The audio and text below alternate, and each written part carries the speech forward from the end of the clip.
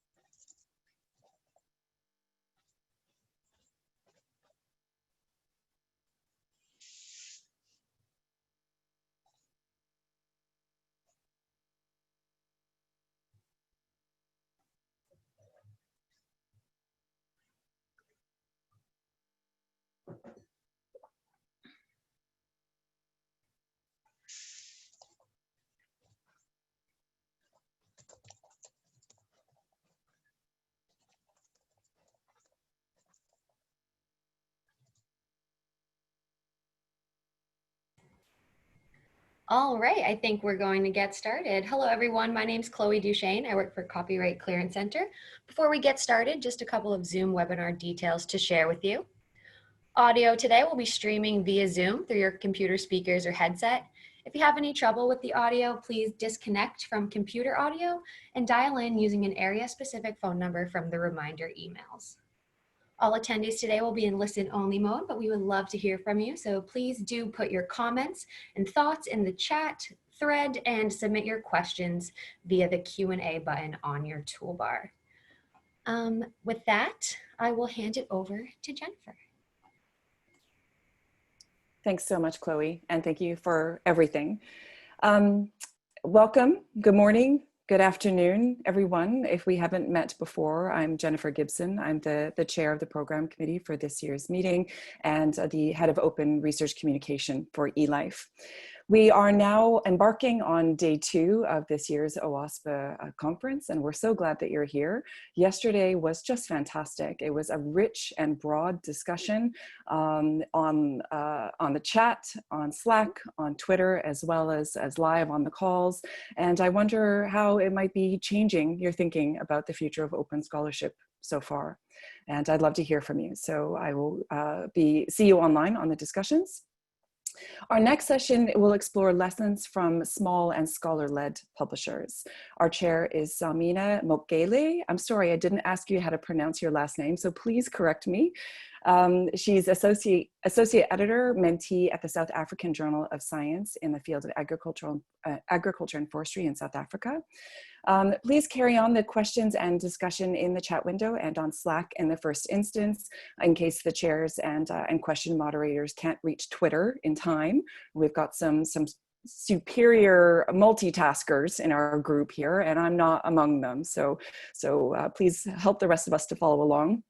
This session is going to be 90 minutes, at which point we will have a half-hour break and then reconvene for our first poster session and lightning talk this afternoon.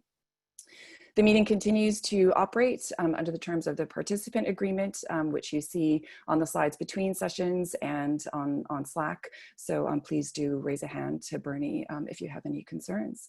So with that, over to you, Salmina. Thank you so much for doing this. Thank you so much, Jennifer, for the introduction. Thank you so much.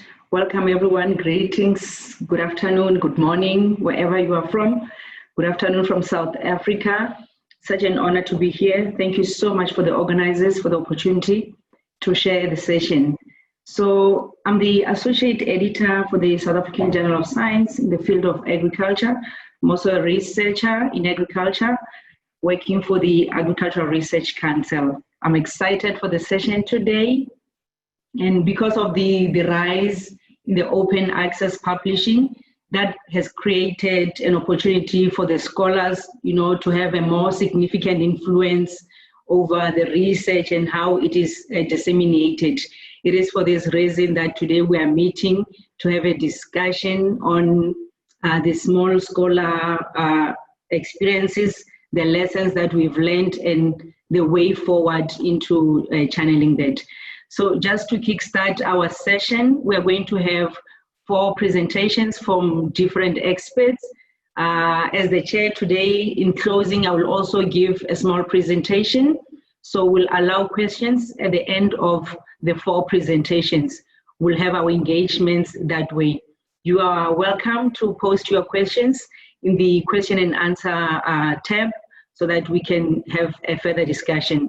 And also, you can also post your questions on Slack, where if you are not able to get to your questions, they can be answered that way through the continued conversations. Okay, so just to start, I'm going to introduce each of the panel member, and I will allow them to deliver their presentations. To start today, we're going to start with Ritsuko. Ritsuko, she is the director for the Department for Information Infrastructure in Japan Science, for the Japan Science and Technology Agency. Our second presenter is going to be Elisabeth.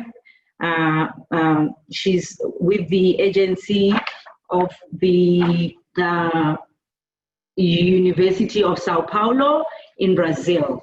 Our third speaker will be Pierre. Pierre is with the operas. He's the coordinator there. He is in France.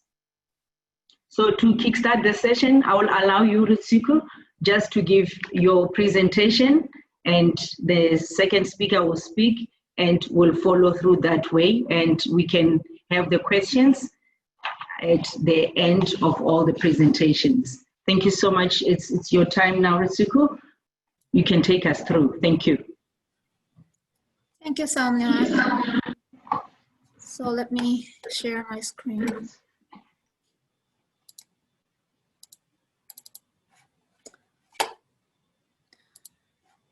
Hello everyone. My name is Ritsuko Nakajima. I am from JST, Japan Science and Technology Agency. JST is a national research and development agency. Its main service is to fund basic research based on science and technology targets issued by the government, to commercialize new technologies, besides to distribute science and technology information. And in recent years, it started to promote international joint research and the fostering of next generation human resources. Today, I am going to talk about the recent development of JST, the scholarly journal platform run by JST for Japanese learned societies. Last year, we released the mid to long-term strategy for JST. So I would like to introduce our recent actions based on the strategy with some backgrounds. I'm so sorry to interrupt. Is it possible for you to drag the screen over a little bit? Your slides are getting cut off. Is it yes. fine? Okay. Yes, that looks good. Thank you.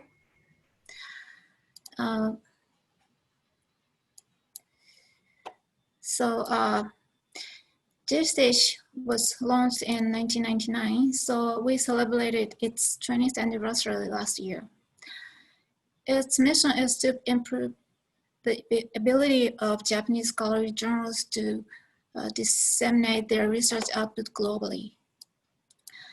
To achieve that mission, we are promote digitization and open accessibility of the journals.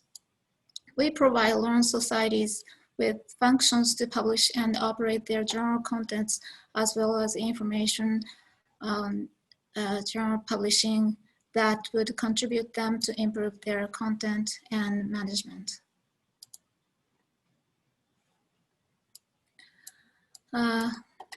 Here are some key numbers about JSTH. JSTH,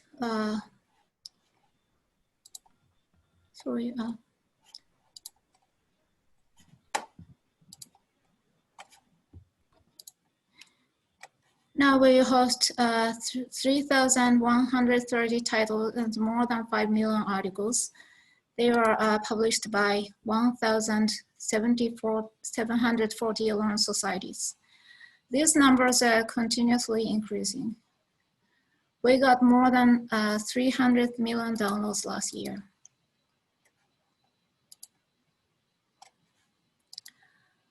The left figure shows the percentage of the languages that journals use. Among 3,000 journals, 60%, that is 486 titles, they are published in English. 1,125 journals accept both English and Japanese submissions, but actually most of the articles in English and or Japanese journals are Japanese. The right figure shows the subject areas of the journals. They are distributed evenly. When JSTH started, the majority of the journals were in basic science, medical science, engineering, but recently we have got more and more journals in humanities and social sciences and interdisciplinary science.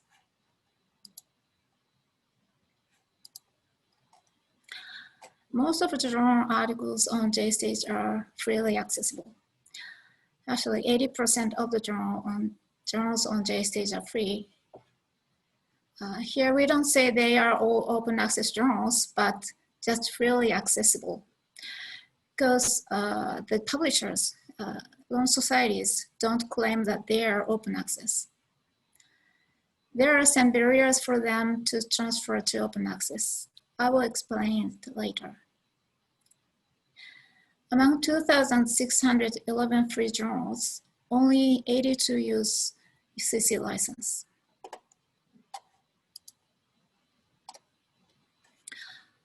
On this slide, I would like to show a profile of learned societies of Japan and the members of the JSTH. The top right figure shows that there are about 2,000 societies in Japan, according to the Science Council of Japan. Among them, 1,088, which is about half of the societies, use JSTH to publish journals. The left figure shows the size of the societies. More than 90% of the societies have less than 1,000 members, and about 50% of them have less than 500 members. This means that their communities are small and the research fields are segmented.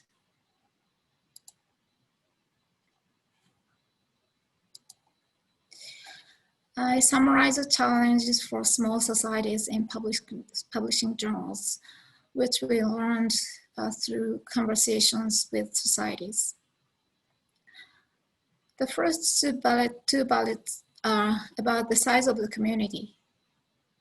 They are small and little known outside of the community, so that authors and readers are limited.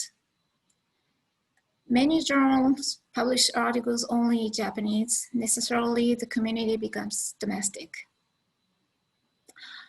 One of the biggest problems is that their financial base is small. The main source of income is the membership fee. When a journal gets free, there may be members who leave the society. Some societies are making efforts to maintain a balance between the benefit for members and accessibility of articles by setting embargo periods, etc. We also hear that there are societies that are suffering from a shortage of successors.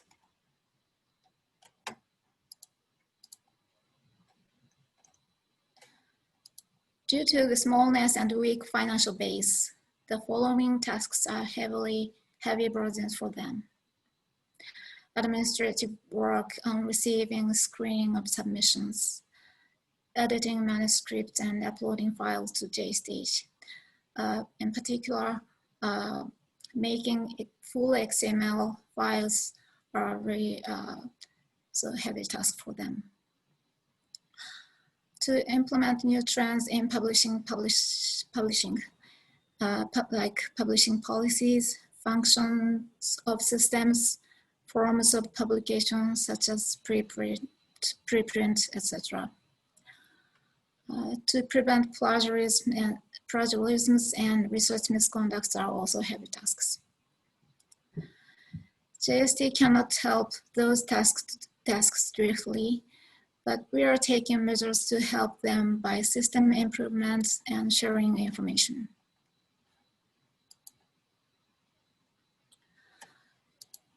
Until recently, we had provided uniform functions and services for all journals. When the JST started, its main goal was to digitize journals. Now we are moving on to the next stage, not just digitizing, but need to strengthen journals themselves. Then we changed the policy and decided to provide different functions and services depending on the aims and strategies of each journal.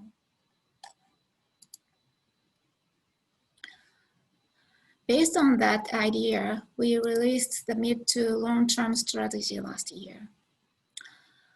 Basic operational stances are, one is to maintain an e-journal platform and respond to new requirements while continuously provide all journals with basic functions. The second is to build up improved cooperation and co-creation with learned societies related to strengthen Japanese journals. The third is to improve JST services through optimized method of system development and service provision. To be concrete, we will develop and maintain basic functions to meet global standards, protect content, and strengthen security. To strengthen journals in response to different objectives and situations, we will ensure a mechanism to strengthen cooperation with learned societies and provide functions and services geared toward different objectives and situations. To respond to need of the day, we will expand the research workflow and content covered by JStage and contribute to the promotion of the use of research outputs such as articles, research data, etc.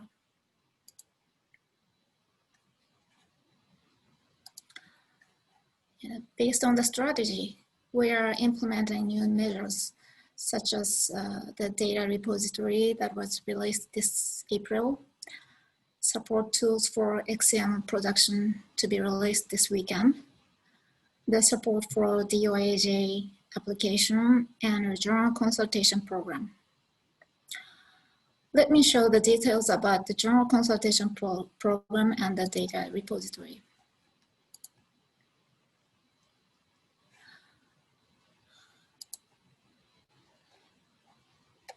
We started this consultation program to help societies who are willing to strengthen their journals, mainly on a global basis. We started this program in 2016. The number of journals is limited, but expanding year by year. It started with 2 journals and 4, 5, 15, and now this year we have 20 journals and also have mini seminars for other societies.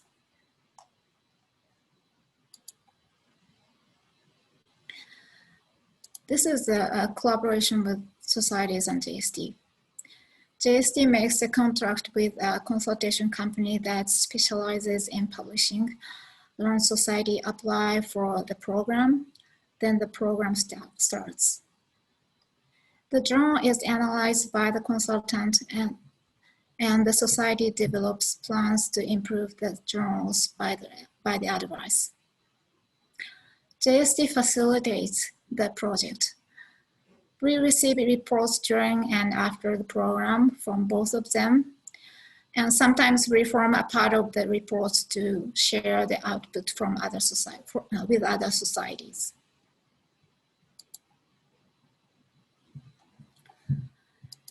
This is a workflow of the program.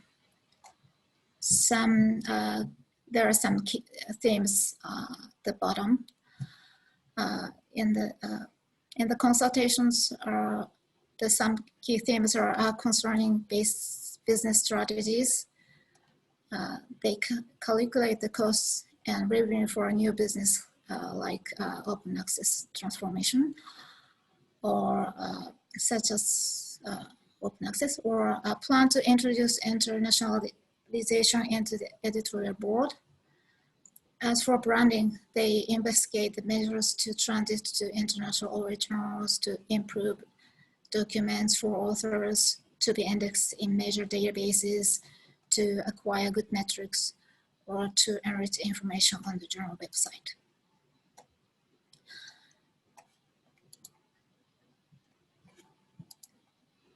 These are the findings from the program. When societies have a clear goal, have a strong will to strengthen the international communication capacity of their journals, and its key decision makers involved actively in the program receive maximum benefit through the journal consultation program. So I think all of these are important, but the third one is most important.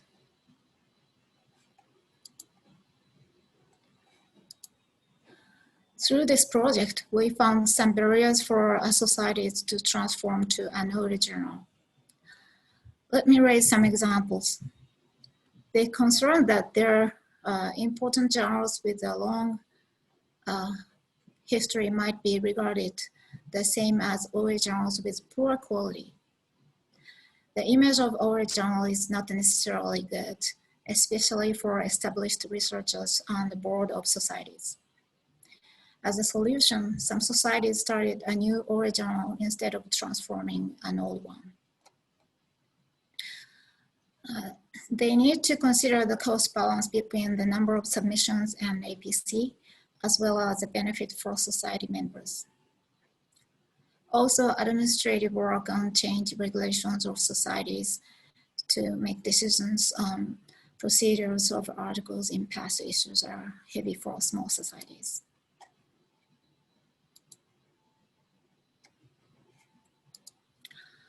To communicate with learned societies, we use a website and a series of the seminar as tools. On the website, documents to encourage open access are available here on the left-hand side,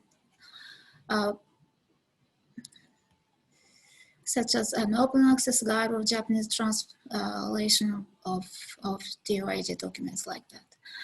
We hold seminars a few times a year where we provide information about the latest trends in publishing, and societies share their experience as good practices. As for good practices, let me raise examples of joint journals that is one of the solutions to overcome the smallness of societies. You see that the publishers is comprised of plural societies at the left journal, and the right one is published by a joint committee. They are indexed by major services like DOAJ, Scopus, or PubMed. So you see the icons at the bottom.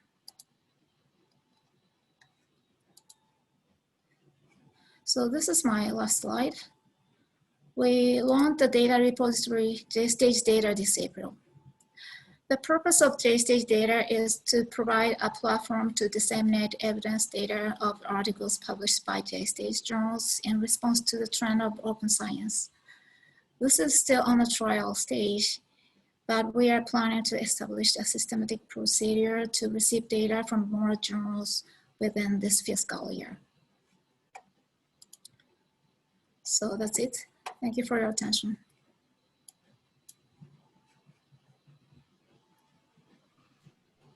Thank you so much, Ritsuko. Thank you so much for the wonderful presentation. So as we get the questions in the question and answer toolbar, they'll be answered after the last presentation of our session. So thank you so much. The next presentation is by Elisabeth. Elisabeth is going to talk about the open access publishing initiatives at the University of São Paulo. So she will tell us about the learning process that we can also take from. So thank you so much. Elisabeth, you can take us through. Thank you. Hello, everybody. Good morning.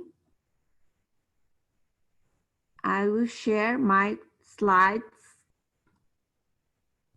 to talk about more about our experience. Are you seeing my slides? Yes, we are. Yes, okay. Yes, we are. Well, good morning.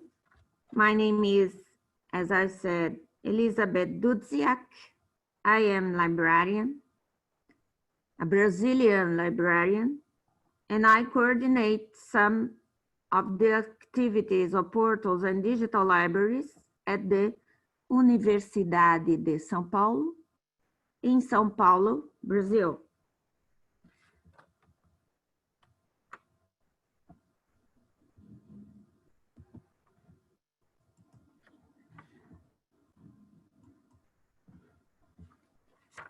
Universidade de São Paulo, that we call USP, is the largest university among the Latin American university, founded nearly by a century.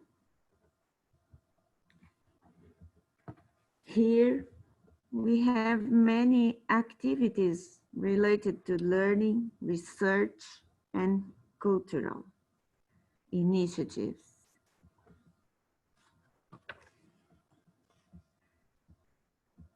As you can see in this slide, in numbers, USP has more than 97,000 graduate students, 5,000 faculty members, 88 faculties and institutes, 17 museums, and 48 libraries.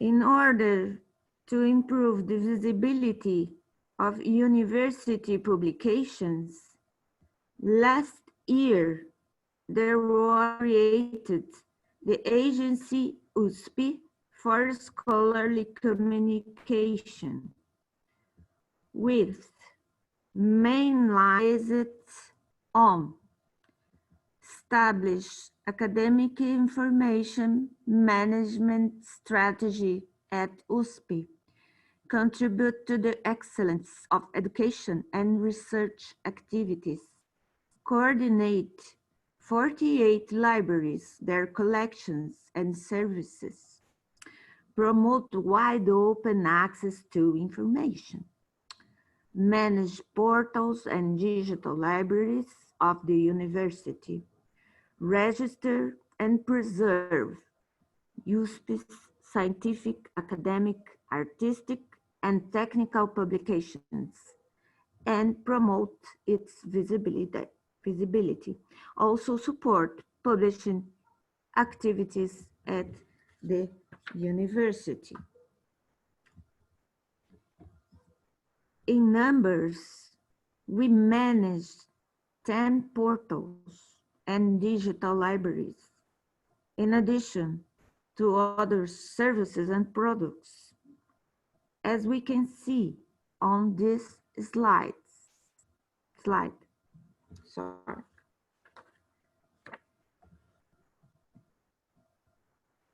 It's a great opportunity, a window to promote the visibility. Here, I present our main open access initiatives at the university. Our Office for Scholarly Communication, recently created, Institutional Repository, Digital Library of Rare Special Works and Historical Documentation, Library of Theses and Dissertation, Library of Academic Works, Daedalus Library Catalog, e-classes, open books, and journal portal. Today, I concentrate my talking on portal.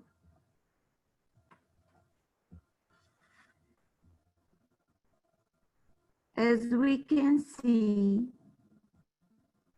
there are the world. Only in Brazil, we have more than 59,000 journals.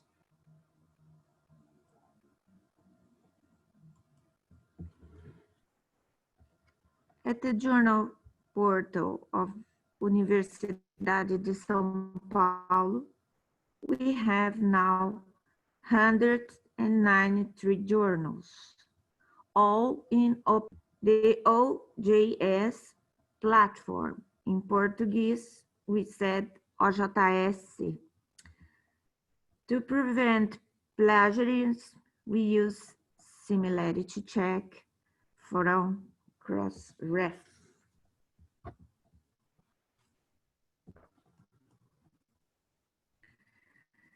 With a small team as coordinator of the journal, are to be a window that promotes the visibility of publication and at and end of the university. A place to new journal. There are support, including graduate and undergraduate journals. A site of preservation of historic journals edited by the university. An opportunity to new authors and editors in new multidisciplinary frontiers. And a stage of discussion to Brazilian and Latin American intellectuals. The increase in the number of journals occurs gradually, of them only in Portuguese. Today, we have some of them edited in Portuguese, even in Russian and Chinese. Articles are most in PDF, but some of them already is in XML.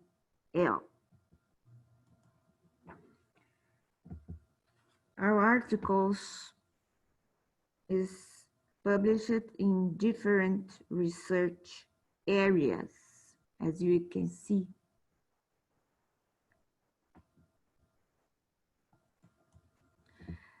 And in different kinds of journals.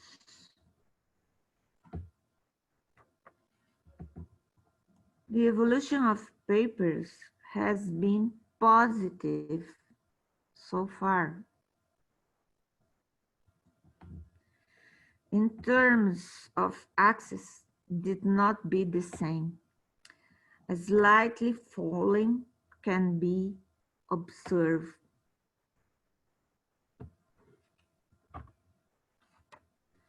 In terms of downloads, see the same.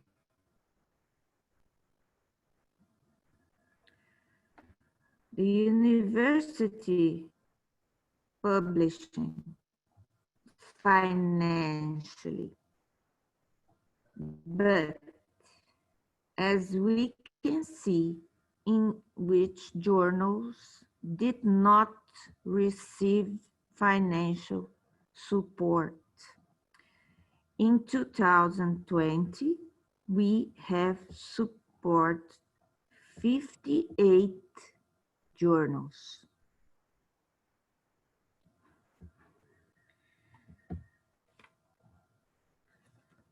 So let me talk about some constraints that I see as executive coordinator of the journal portal. Financial resources are limited, teams are limited, and there is a lack of specialized professionals. The editors are faculty members, and many have difficulties to time is also limited to do all the tasks. And there is the called wall of bureaucracy, unfortunately. As challenges, I see that we have to improve the quality of the articles in order to publish outstanding, original, and rigorous research that will shape the field. Keep the focus on knowledge niches in order to distinguish from other journals around the world. Improve the speed of the editorial workflow, adopt international patterns, and diversify the editorial boards.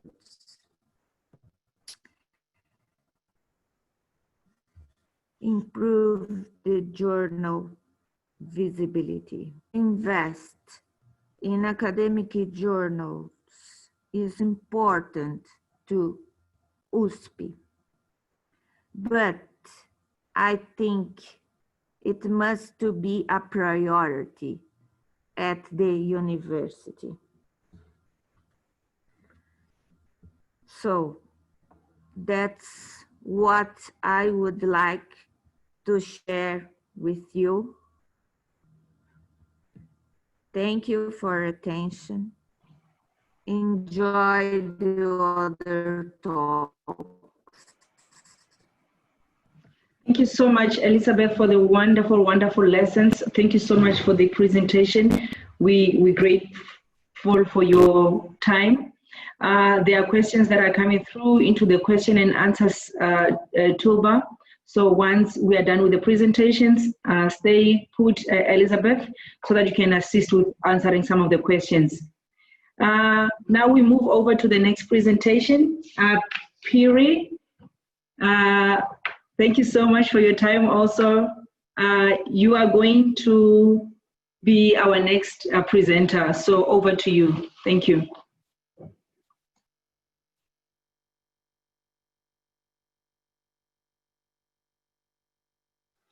Thank you very much, Salmina. So I'm going to put my slides on full screen. Is it okay? Yes, looks good. Oh, okay, perfect. Thank you very much. So it's on me now to talk to you a little bit about the small and scholar-led publishers viewed from Europe, where I come from.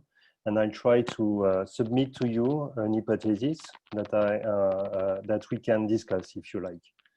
Just before that, I can start presenting to you where I come from. I'm Pierre Mounier, so living in France. I'm delighted to see such an international audience coming from all parts of the world. That's really exciting for me, to be honest. And I'm one of the two coordinators of the OPRAS community, which is based in Europe, and I'll talk to you a little bit about that before I start talking about the main topic of my presentation. So OPRAS, in a few words, is a research infrastructure dedicated to support open scholarly communication in the humanities and social sciences in Europe, more particularly. So that's our definition. Our mission is really to coordinate and to federate resources and stakeholders in these domains, so open scholarly communication in social sciences and humanities of all sorts, to help them work together, collaborate, and develop projects, services, and tools together. And our vision is to make open scholarship and open science a reality for SSH research, more particularly through open scholarly communication. In a few words, we are a young organization.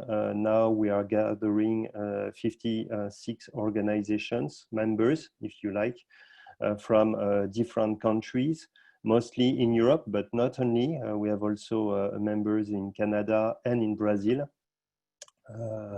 with Cielo, more particularly. But most of our members are coming from the different European countries, and they are of all sorts. So our members can be publishers, they can be infrastructures, they can be service providers, they can be dissemination platforms, scholarly societies, other types of organization.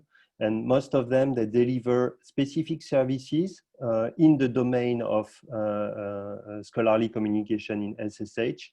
And we try to represent how the different members of OPRAS are delivering different services in the research life cycle, whether it is on the discovery or discovery services, sharing services, editing, publishing, marketing, and disseminating services all along the research life cycle.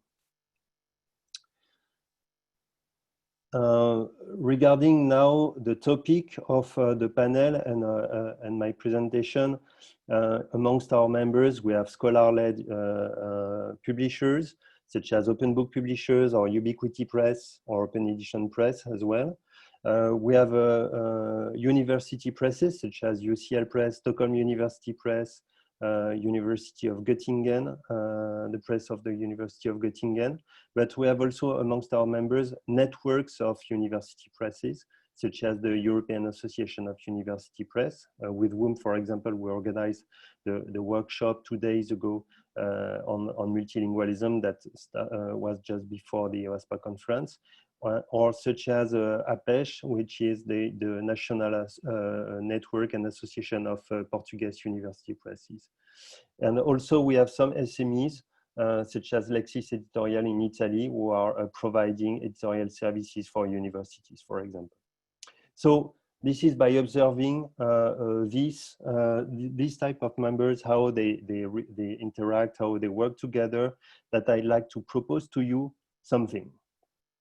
And for that, I'll start with this motto, this baseline that is really promoted by Scholar-led, which is the aim of all those small publishers, university presses, and scholar-led publishers to scale, to be able to be sustainable and to scale, but to scale small. And I think you had already a presentation yesterday, or at least a talk, coming from Scholar-led and Copying Project regarding this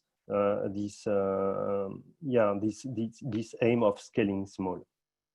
So I'd like to do an interlude now, and I'd like to talk to you about something apparently completely different. This is a very nice city in the east of France, in the middle of the Jura mountain, where I spent my holidays two years ago, and the name of this city is Oyonnax. The family where I was with whom I was staying during my holidays, they owned a small factory in plastic molding. So this is a highly specialized professional activity to mold plastic pieces or to create molds for plastic molding. And this is highly specialized, and they had this factory with really, which was very small.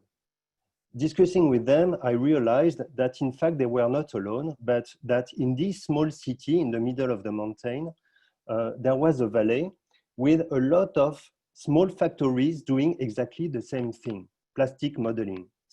And the situation is such, like, in fact, we call this valley the plastics valley, with with small factories, small enterprises, highly specialized on plastic molding. So I started trying to read literature about this strange activity that I didn't know. And I found this open access article, of course, on Open Edition platform. And in this article, the author said that, in fact, Oyonnax city developed hugely at the end of the 19th century and at the beginning of the 20th century by having a growth of the number of of small family companies working on the same thing together. And in fact, this phenomenon, this economic phenomenon, has been modeled by an economist named Alfred Marshall as industrial district. The interesting thing is that the author says that in this case, at the end of the 19th century, a multitude of small family enterprises competing with each other on the same sector got better results than a handful of big companies. And the other thing that she said is that those companies, they exploited new technologies to develop their activity without becoming big. In other words, they were scaling small. That's interesting. And that's where I'd like to propose to you an hypothesis. So if I go back now to the economic theory behind the concept of industrial district, in fact, it has been theorized by Alfred Marshall, so a British economist living in the 19th century, who wrote the Principles of Economics, and he defined the concept of industrial district as location where you have small companies highly specialized on the same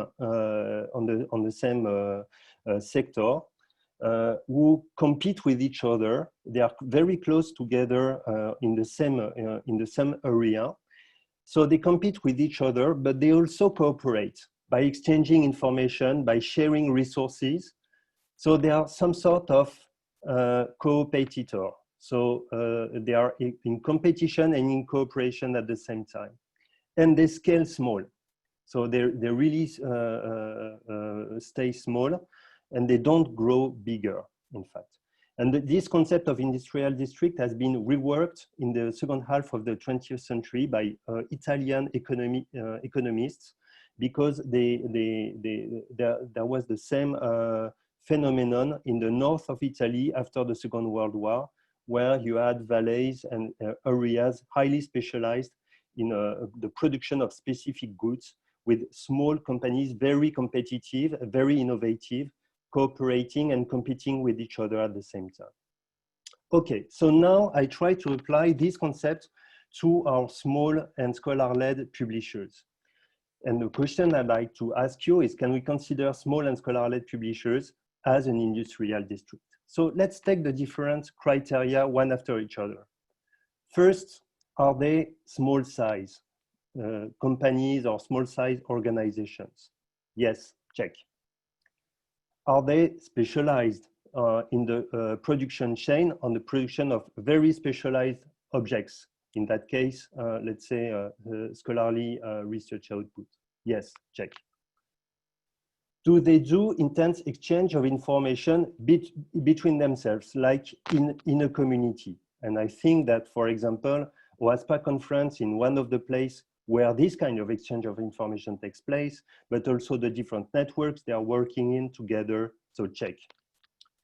Are they close together in terms of location? Are they in the same city or in the same area? Not check, of course, because they are all scattered everywhere. But there is something new.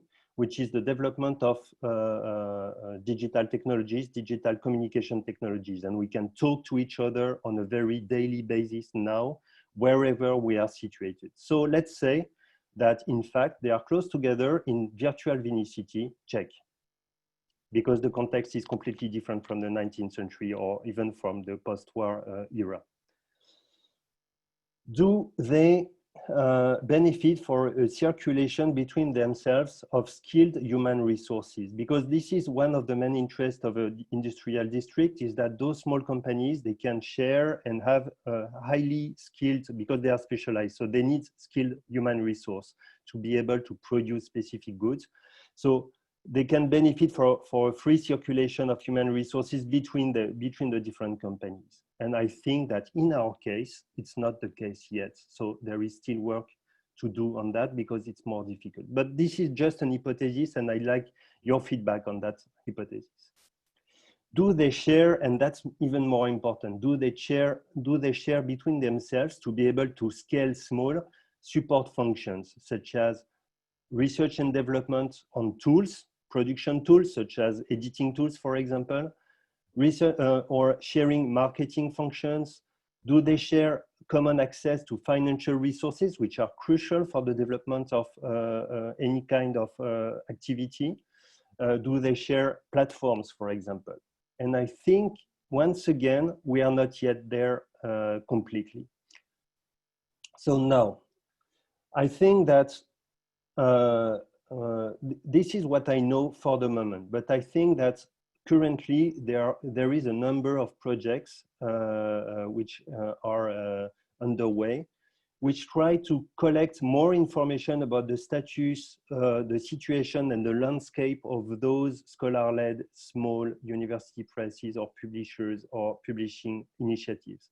So I quote 4 of them, which are currently underway. There is the Diamond OA survey commissioned by the Coalition S and led by achieved by a coalition or a group of 10 organizations amongst operas to survey the Diamond OA landscape, which is once again composed of many small publishing initiatives. There is the Spark Europe survey on European open infrastructures. So this is at the level of those shared infrastructures or shared services that small publishers can rely on. There is the Copying project, you had a presentation yesterday about that, and there is the OASPA project, which is the project I lead personally to collect information, more particularly in the SSH domain. I think that other initiatives goes in the same direction and serve these industrial districts, which are the scholar-led and the small publishers, such as the launch very recently of the Open Access Books Network, which is a common place where they can all come together, discuss together, share information together freely. There is the Opera Special Interest Groups, which are some sort of agoras as well, where they can exchange information, think together, brainstorm together, and prepare for future collaborative projects. But I think that the OASPA switchboard is also some sort of infrastructure which is needed to support this kind of industrial district. So that's my last slide. What are the next steps? I think that we need to support this sector to scale small as they want, but to scale small at scale, I would say. So I think first we need to collect more knowledge about what are those industrial districts. And personally, I would say it's always interesting to go out from your own sector of activity and to try to learn from other sectors. So it could be interesting to do some literature review, to have interviews, or to go to observe on the field work those other sectors where you have very competitive, innovative, and healthy industrial sectors. Maybe in plastic modeling, why not? Molding, why not? Maybe in leather goods production in the north of Italy, for example, why not? And so on. I think we have lessons to learn from them as well, as professionals. I think that the other next step is to improve on skills sharing. I think that this sector needs more investment in professional training, to have a creation of some sort of a job marketplace. I'm struck by the fact that when we try to hire someone, it's very difficult to have information. So we don't have a free exchange of information about the job availability and the human resources availability at the same time. And to facilitate and support professional mobility, because virtual communication is good, but sometimes it's good also to work closely in a team. And it's interesting to be able to have professionals moving from different countries in the different companies and so on.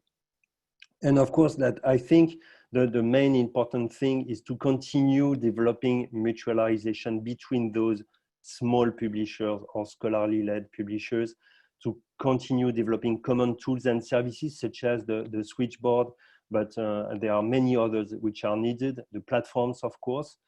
I think we need to work hard collectively on facilitating access to financial resources, because small organizations, whether they are public or private, it's not the question.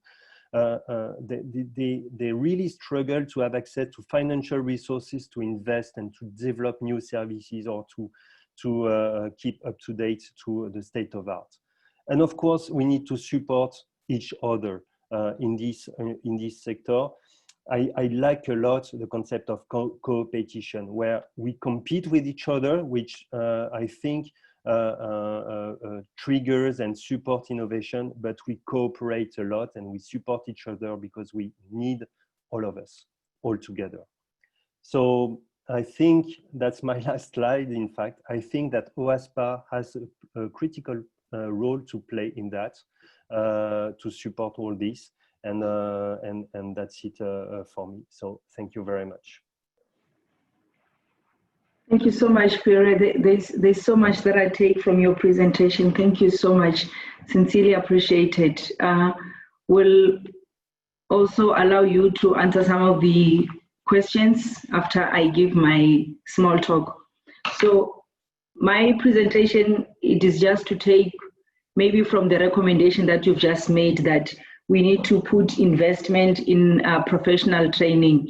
So I'll just explain how we can learn from those lessons, and so that it's easier when you are looking for a candidate in publishing and peer reviewing and going forward. So I'll share my slides with the session, and I'll give my small presentation, and after that we can go through and discuss on the questions that have been raised in the question and answer toolbar.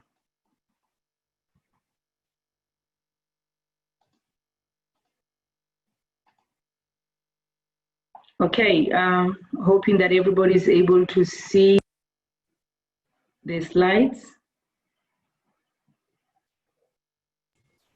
Yes, looks like it's loaded for full screen. Okay.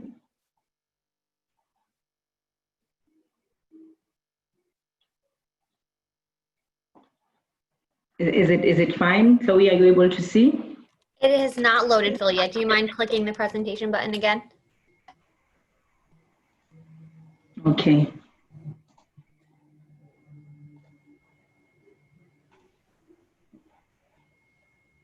There we go. Okay. Perfect. So, like I said, I take a lot from what Pierre has just presented about the investment in the professional training. So I've titled my presentation as peer review, talking from a perspective of a scholar. I've indicated that I am the Associate Editor Mentee for the South African Journal of Science in South Africa. I am grateful for the opportunity of the Associate Editor position. But just a brief background of the South African Journal of Science itself. It is an open access journal. We publish multidisciplinary research articles with the objective to promote visibility and the impact in South Africa and in other African countries by publishing such high quality research with originality. We also present this as a way to form discussions for the news and the developments in research, and also the research in higher education. The journal was established in 1903 as proceedings from the annual meetings of the South African Association for Advancement of Science. And it has the ability to publish 6 times in a year. The 2019 impact factor has been rated at 1.86. So the journal is under the leadership of our editor-in-chief, Professor Jane. She's the one who's in charge of that. And she's doing that with the collaboration with the Academy of Science of South Africa in terms of publishing. For me to be involved with the South African Journal of Science, I joined a mentorship program for, this is my 2nd year. What I do is that I work closely with the associate editor. I'm in the field of agriculture and forestry. So the most important thing or items that I want to talk about today is how we as the young scholars can learn, and how can we teach others going forward. That's why I'm saying I'm grateful that I got the opportunity to become the mentee for the journal. So I've just, named my presentation according to 3 categories that I want us to discuss about. I talk about the critical role of mentorship, the navigating process for peer reviewing, to get an understanding of what really happens, especially for the young scholars, and also, a way of talking about how we can pass the torch to the next generation so that everybody is aware of what is really happening during the peer reviewing process, and also, how to get to, improve as a young scholar in this field of peer reviewing. So I think the mentoring opportunity for at the South African Journal of Science came at a very critical time of my career. It afforded me the opportunity, to become competitive and also to improve my skills that are related to, the publication process and peer reviewing. It also allowed me, to bridge the gap between having the understanding as an author, like when I'm submitting a paper, and also assessing a paper from the associate editor's perspective. So I'm sincerely grateful, and I think this is very important that we should be channeling the mentorship, like Pierre was indicating in his presentation, so that we are able to move from being called the small scholars, to the advanced level. So these are some of the teachings that I think as young scholars we need to take from to learn going forward. The other item that I want to discuss, and that we can also discuss further, is the navigating the peer review process. A lot of times we assume that peer reviewing is as easy as we think it is when we see a paper that has been published in an open access. You are able to get it, and read about it. But there's so much that goes into that paper being online and published like that at times we take for granted.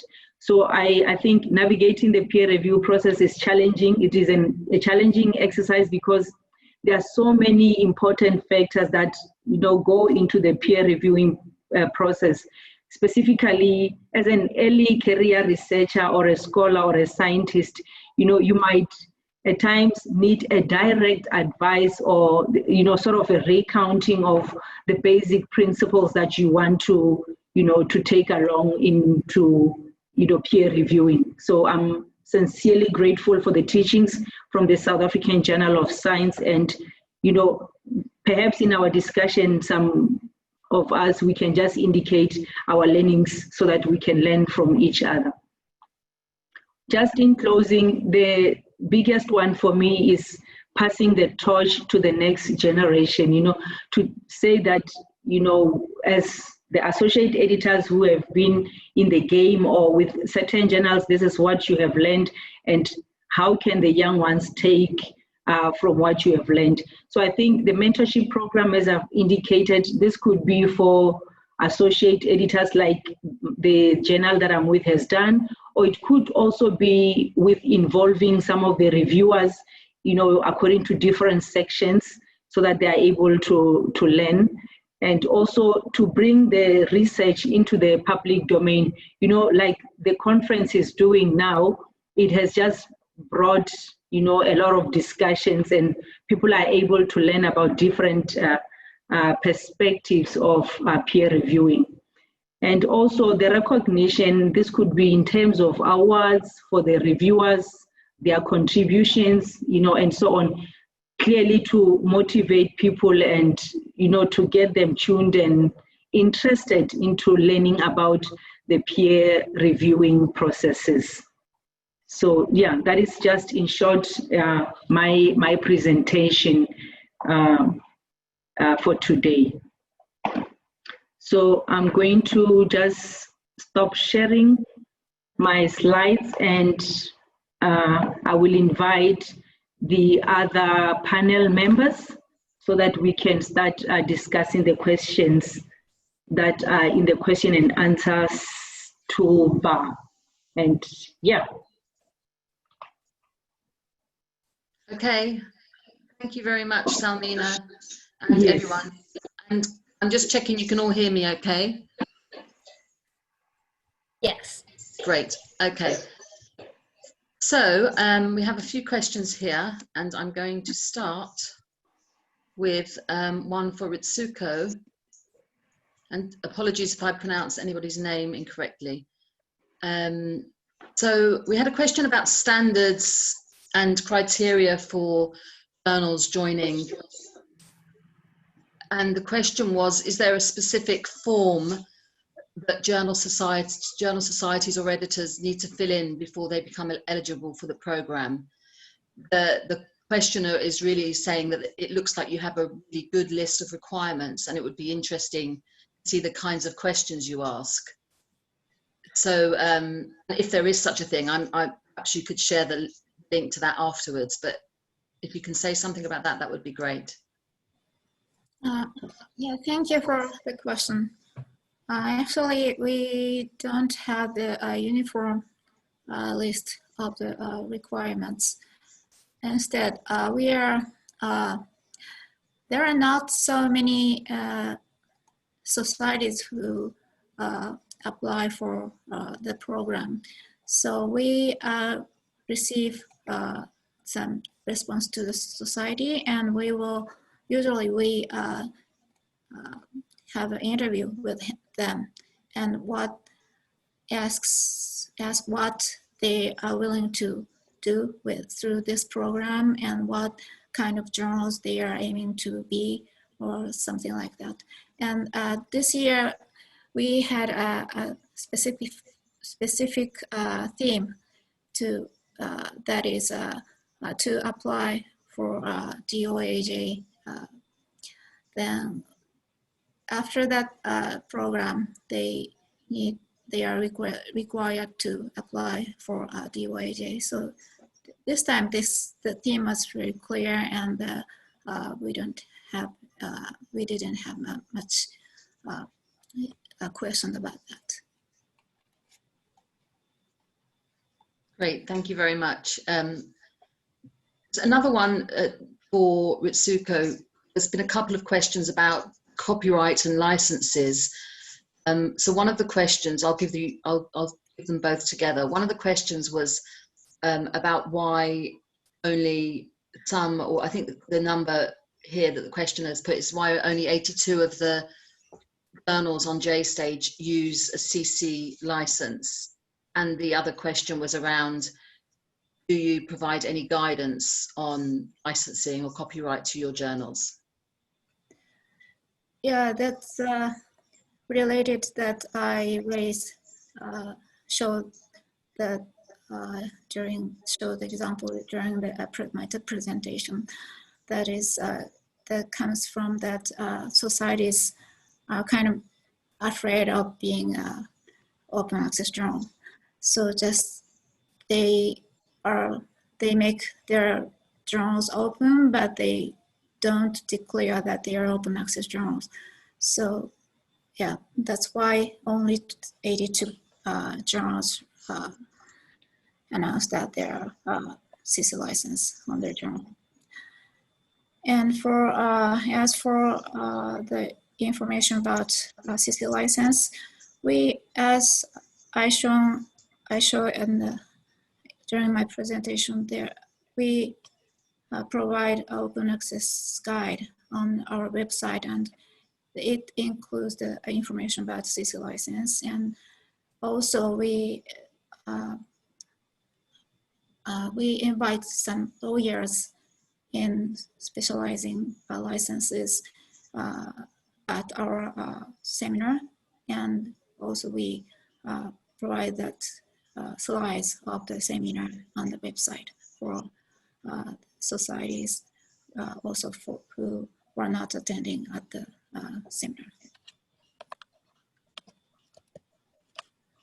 Thank you very much. I'm just wondering if anybody else has anything quickly they'd like to say about licensing and copyright in terms of helping those unfamiliar or to be able to offer licensing, open licensing.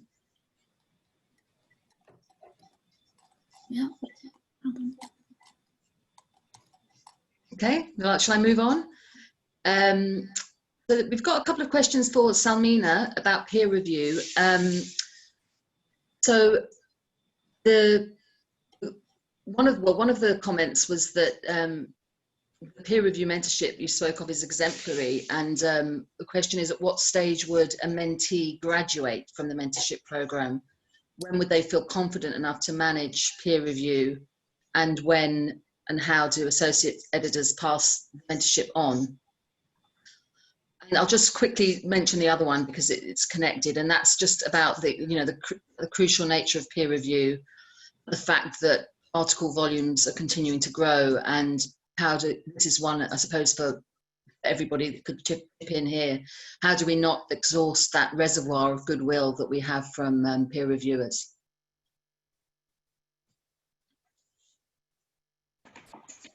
Thank you so much, Penny. I think this question the first one that I saw is from Stuart Taylor. Thank you so much for the question. I totally agree that if reviewers, for example, if are not supported, if they are not rewarded, we are bound to lose them. So that's why in my slides I suggested the rewards, I suggested the acknowledgement of their contribution. This could be done in different ways depending on the journal. For example, if you are publishing with MDPI and they are charging fees, you could give reviewers who are in your database some sort of discount, for example, if I can put it like that.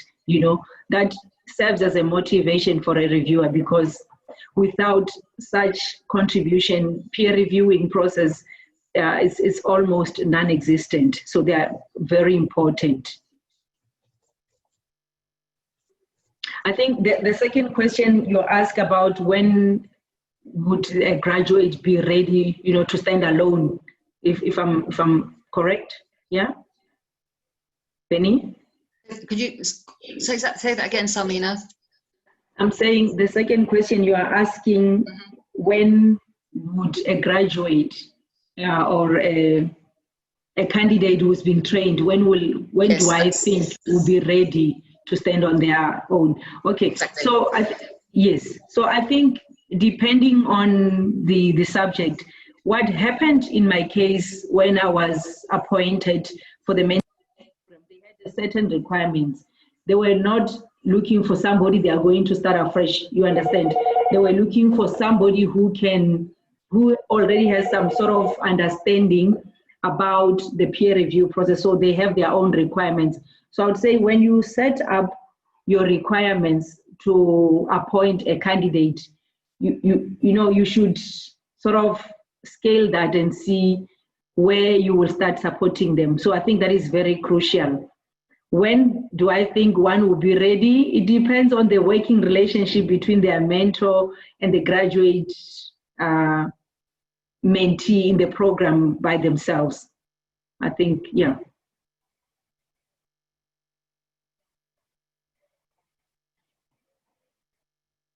Oh, Bernie, you're on. Okay. Yeah, sorry, just realized. I'm just wondering if, in terms of that question about mentorship of researchers to be able to carry out peer review, and also the question earlier about copyright and education in terms of all things to do with journal publishing, scholarly communications, whether, I don't know, maybe Elisabeth or Ritsuko could say something about how they work with researchers to get them kind of up to speed. Maybe Elisabeth, do you have anything to say on that or a related matter? Could you explain the question? But because I did not understand exactly. Sure. I'm just asking about any work you do with researchers who are coming into the world of peer review or managing journals, in terms of things they might need to know. Is there any work you do or anything you can say from your area about preparing researchers in that way? Okay. I think this is need to recognize the activities of editors and peer reviewers in universities in general. There is not this this recognizing. This is a challenge for us because faculty members dedicated so many time to promote, to help, to contribute to scholarly publication, but there is not a reward about that.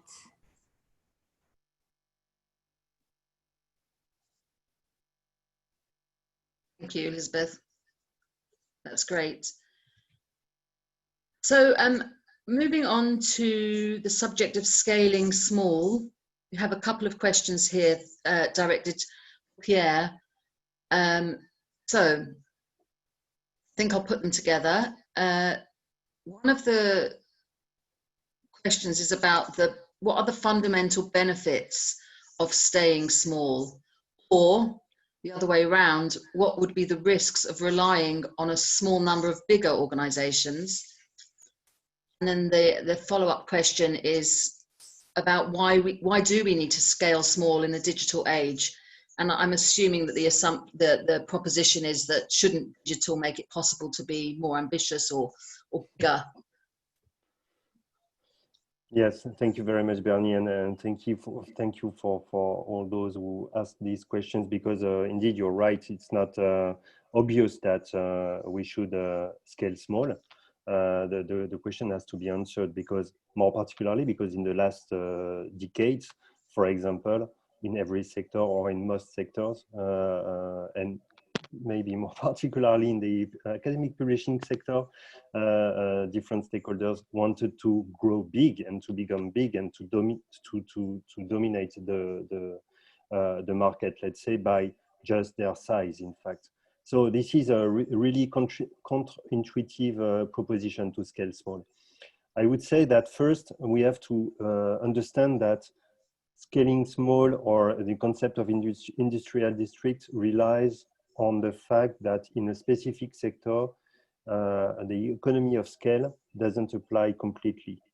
So, for example, it means that when you grow bigger, it doesn't make much economy because some parts of the work that has to be done has to be managed at a small level. And I think that's what Eric Hellman said in the chat panel as well. So that's the first point.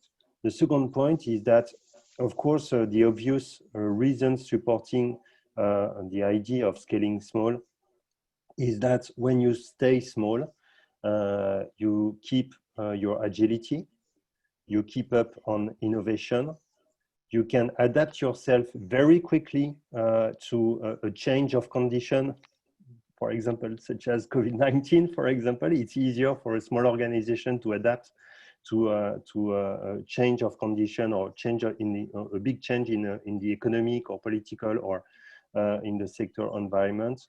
So you have your agility, which is not the case when you are a big organization, because you have a lot of fixed costs. You have a lot of, Elisabeth, I think, had this very nice expression, the wall of bureaucracy. I like that because it reflects our experience in big organizations, etc. So this is, let's say, it would be my answer in the general situation, but more for the specifics now of the academic publishing sector or the scholarly or the scholarship sector. I think that it's crucial that we have small organizations supporting scholarship for one specific reason. It's because in scholarship, we have a diversity of voices, a diversity of cultural backgrounds, a diversity of languages. We had this workshop about multilingualism. So a diversity of epistemic practices and research practices. And we need publishing companies or publishing organizations or scholarly communication players to support this diversity and to enable this diversity, rather than proposing to the whole sector a one-size-fits-all solution where this diversity can be crushed in terms of language, in terms of research practice, epistemic practice, publishing formats, distribution, and so on and so on. And I think you understand what I'm talking about. So in this workshop on 2 days ago, we were talking about multilingualism, and very quickly we were talking about bibliodiversity, which is how to support the cultural and knowledge diversity that is needed in our domain. So that's why we need the publishing organizations and the publishers to scale small, to be able to protect, foster this diversity rather than crush it, you know. But at the same time, we need them to scale, because if they don't scale, they don't last in time, and they just disappear. If you are too small and alone and isolated, then you disappear by lack of resources. So I think this is the main argument why we need to support this scale small baseline, which is promoted once again by scholar-led coalition. Thank you. Does it answer? That's great. We have 5 minutes left of question time before we wrap up, and had a few questions come through for Salmina about training new peer reviewers in terms of best practices. So could you give us a few maybe tips on best practices, and also giving feedback to reviewers, and perhaps how would you reward reviewers as well?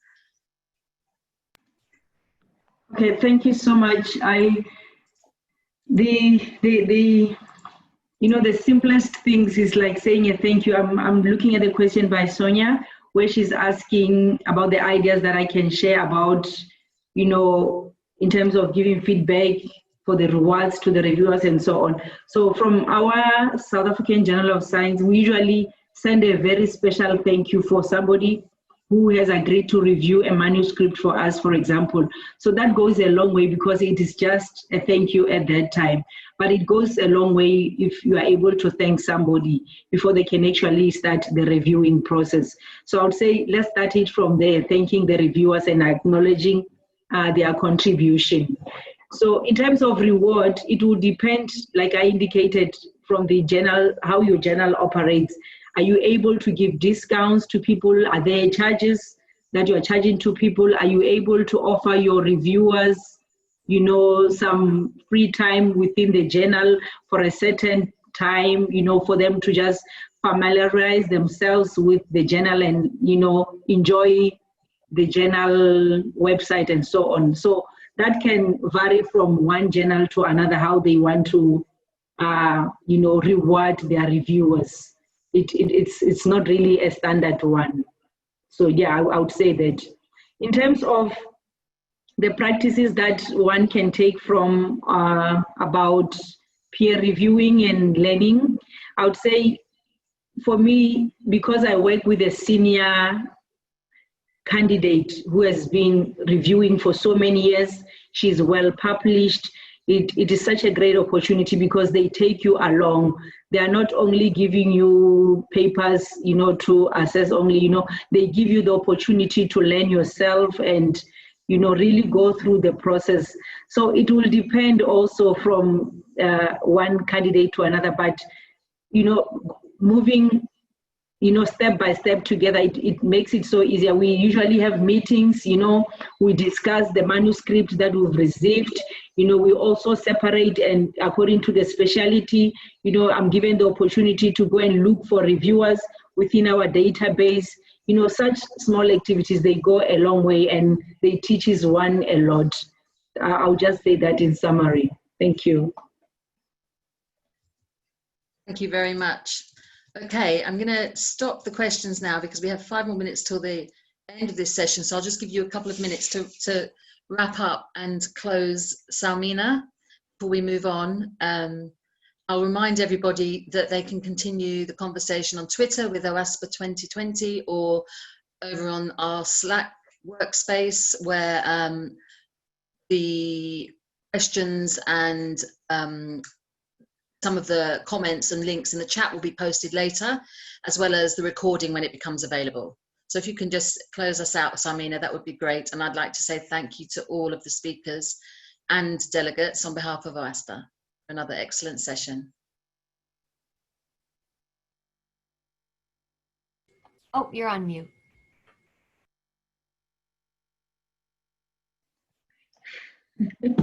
Thank you so much to our panel members. Thank you so much, Pierre. Thank you so much, Ritsuko. Thank you so much, Elisabeth. I know it's still early for some of you, so we're sincerely grateful that you were able to form part of this conversation. We are really grateful, and we hope that we can continue the conversation on Slack. We can also keep on engaging on Twitter. So from me, from South Africa, it's a wrap up. Thank you so much. Thank you.